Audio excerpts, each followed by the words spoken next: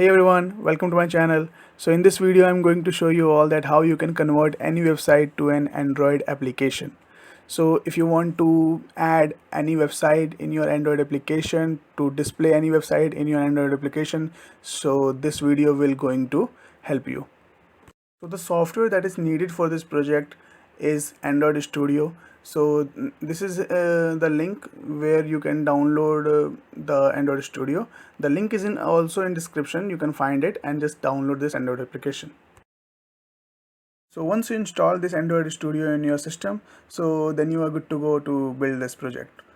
So now what you have to do is just open this Android Studio in your system and then just create a new project. So now you can see that I have opened this Android Studio. So I have already made this project, that is website to Android. So my project name is website to Android. So for you guys, I'm going to make new project to show you that how you can proceed. So all you have to do is just go to this file and create new project. Now just select this empty activity because I don't want anything in my activity. I just want initially my activity should be empty so that I can create my UI. So just select this empty activity and click on this next button. After that, just name your application. So guys, just make sure that whatever you will give your project name, that will be reflected to your Android application name. So make sure that whatever you want to name your Android application name, so the project name should be same. So let me write this web to app. So I have already made an application that is web to app, so that is why I'm making this web to app 2. So after that, just click on this finish button. You can see that the new project is created. Now just go to this Android where you can see that Android and just view is as project, because the project view is very good and you can easily understand the things. Now open this project and you can see that there is a app module. In app module you can see there's a SRC, that is stands for source. So in this, the backend part and the UI part is there. So the backend part is in this Java module in this example. Okay, this is the backend part, and this the UI part is there in this layout. So you can see.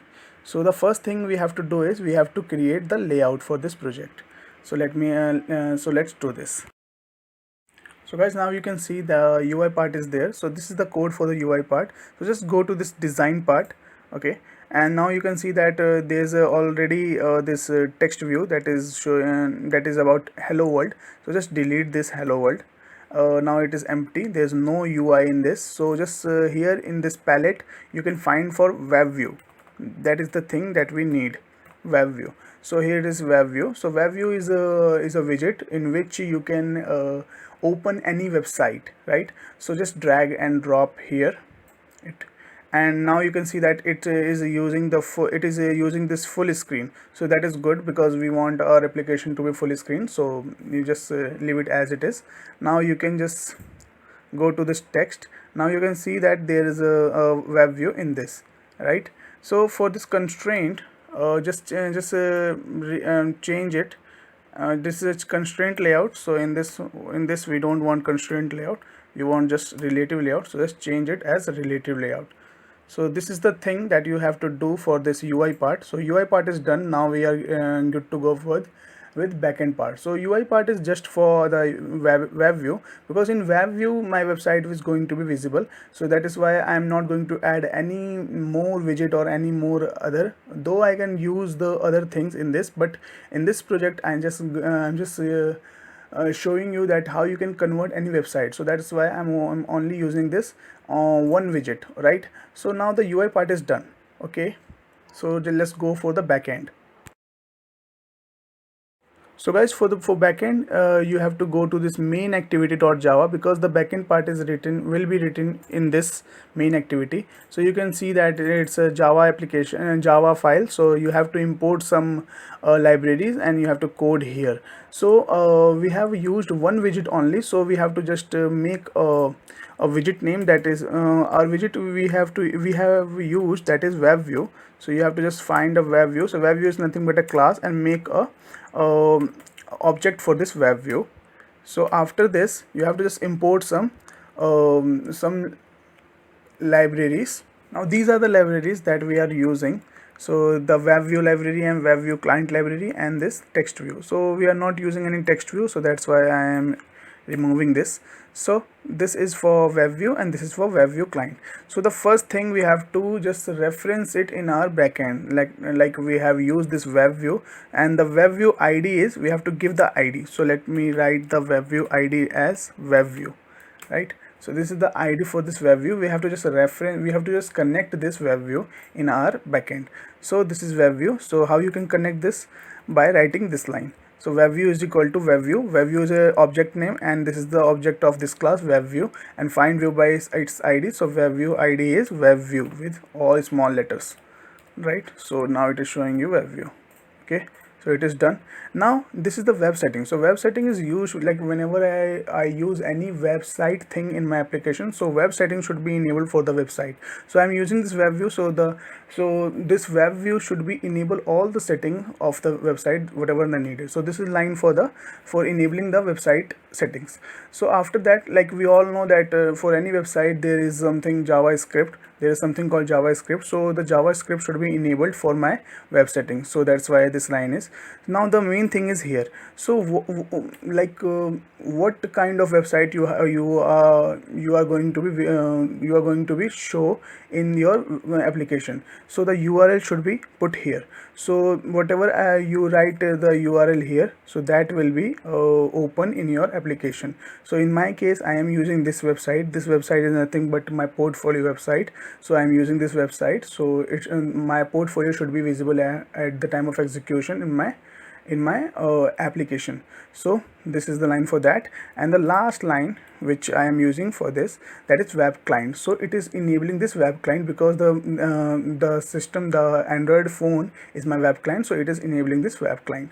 So this is all for this. Now there's another function which is back press. Like whenever I click the back button on my Android application, so it should go to the previous state. So this is the code for this, going to the previous state. Like there should not any interruption while I'm click on my back press. So whenever I click on my back press, so it should go to the previous state. So this is all for this main activity. I hope you understand it, and this is very simple code. So this is all for this backend part.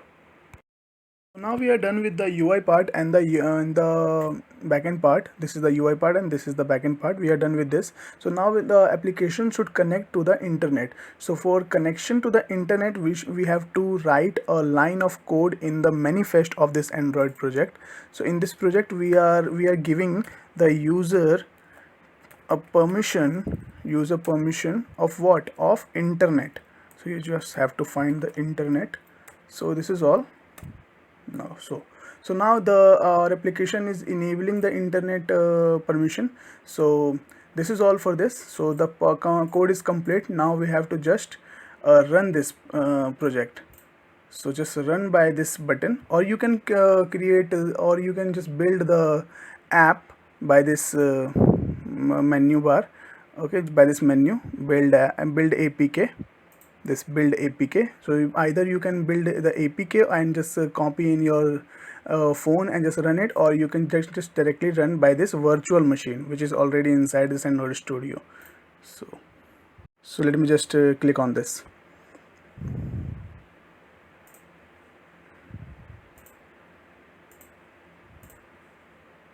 So now it is installing. You can see that, yes, this is the application name. We have the application name. Now you can see that it is connected to the website, and now you can see that our website is visible in this Android app. That this is the website of my portfolio. Now you can see that my portfolio is visible in this website. So guys, this is how you can add any website in your Android application. So this is the demo piece. So I hope this video is helping you. So just and the code will be this code I will add this code in my description. Like the link of this code in the description, the GitHub link. You can just clone the GitHub link and just run on your PC. So this is all for this video, guys. Thank you so much for watching this video. And if you haven't liked my channel and if you haven't subscribed my channel, so please subscribe my channel and like my videos and watch my videos. And my all the projects are with my are with source codes, so you can just watch the videos and just download the source code and just run on your own PC. So thank you so much, guys. Thank you.